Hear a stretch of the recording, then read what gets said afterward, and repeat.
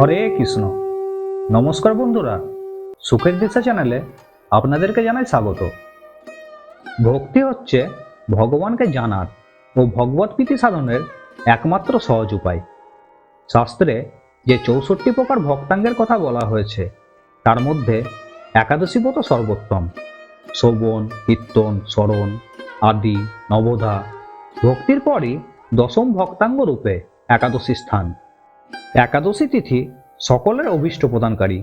এই ব্রত পালনে সমস্ত প্রকার পাপ বিনষ্ট, সর্বসৌভাগ্য ও শ্রীকৃষ্ণের প্রীতিবিধান হয়। নারী পুরুষ নির্বিশেষে 8 থেকে 80 বছর বয়স পর্যন্ত যে কোনো ব্যক্তিরই ভক্তি সহকারে এই পবিত্র একাদশী ব্রত পালন করা কর্তব্য।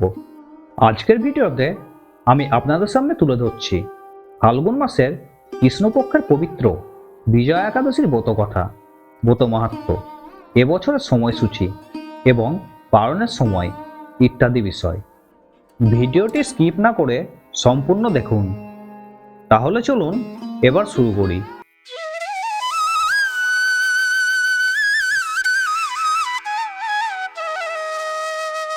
স্কন্দ পুরাণে এই বিজয়া একাদশী মাহাত্ম্য এইভাবে বর্ণিত রয়েছে।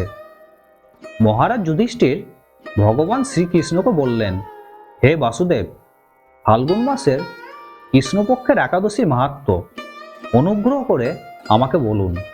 ভগবান শ্রীকৃষ্ণ বললেন, হে যুধিষ্ঠির, এই একাদশী বিজয়া নামে পরিচিত। এই একাদশী সম্পর্কে একসময় দেবর্ষি নারদ স্বয়ম্ভু ব্রহ্মাকে জিজ্ঞাসা করেছিলেন। তিনি এই প্রসঙ্গে যা বলেছিলেন তা আমি এখন তোমাকে বলছি। এই পবিত্র পাপ বিনাশকারী ব্রত মানুষকে জয়দান করে বলে বিজয়া নামে প্রসিদ্ধ। পুরাকালে শ্রী রামচন্দ্র 14 বছরের জন্য বনে গিয়েছিলেন। সীতা ও লক্ষ্মণের সঙ্গে তিনি পঞ্চবটী বনে বাস করতেন। সেই সময় লঙ্কাপতি রাবণ দেবী সীতাকে হরণ করেন। সীতার অনুসন্ধানে রামচন্দ্র চতুর্দিক ভ্রমণ করতে থাকেন। তখন মৃতপ্রায় জটায়ুর সাথে তার সাক্ষাৎ হয়। জটায়ু রাবণের সীতাহরণের সমস্ত বৃত্তান্ত রামচন্দ্রকে জানিয়ে মৃত্যুবরণ করে। এরপর সীতা উদ্ধারের জন্য বানররাজ সুগ্রীবের সাথে তিনি বন্ধুত্ব স্থাপন করেন। ভগবান রামচন্দ্রের কৃপায় হনুমান লঙ্কায় গমন করেন। সেখানে অশোকবনে সীতাদেবীকে দর্শন করে শ্রীরামচন্দ্র প্রদত্ত অঙ্গুরীয় তাকে অর্পণ করেন। ফিরে এসে শ্রীরামচন্দ্রের কাছে লঙ্কার সমস্ত ঘটনার কথা ব্যক্ত করেন। হনুমানের কথা শুনে রামচন্দ্র সুগ্রীবের পরামর্শে সমুদ্রে তীরে যান। সেই দুস্তর সমুদ্র দেখে তিনি লক্ষ্মণকে বলেন, হে লক্ষ্মণ, কিভাবে এই অগাধ সমুদ্র পার হওয়া যায় তার কোনো উপায় খুঁজে পাচ্ছি না। উত্তরে লক্ষ্মণ বললেন, হে পুরুষোত্তম, সর্বজ্ঞাতা আদিদেব আপনি, আপনাকে আমি কি উপদেশ দেব? তবে বগদালভ্য নামে এক মুনি এই দ্বীপে বাস করেন। এখান থেকে 4 মাইল দূরে তার আশ্রম। হে রাঘব, আপনি সেই প্রাচীন ঋষিশ্রেষ্ঠকে এর উপায় জিজ্ঞাসা করুন। লক্ষ্মণের মনোরম কথা শুনে তারা সেই মহামুনির আশ্রমে উপনীত হলেন।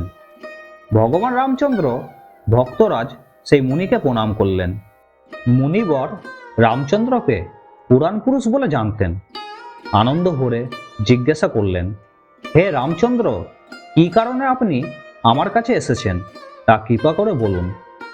শ্রী রামচন্দ্র বললেন, হে মুনিবর, আপনার কৃপায় সৈন্যসহ আমি এই সমুদ্র তীরে উপস্থিত হয়েছি।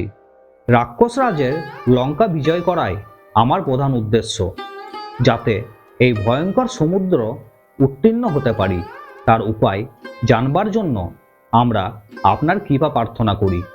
মুনিবর প্রসন্ন চিত্তে পদ্মলোচন ভগবান শ্রী রামচন্দ্রকে বললেন, হে রাম, আপনার অভীষ্ট সিদ্ধির জন্য যে শ্রেষ্ঠ ব্রত করণীয় তা আমি বলছি।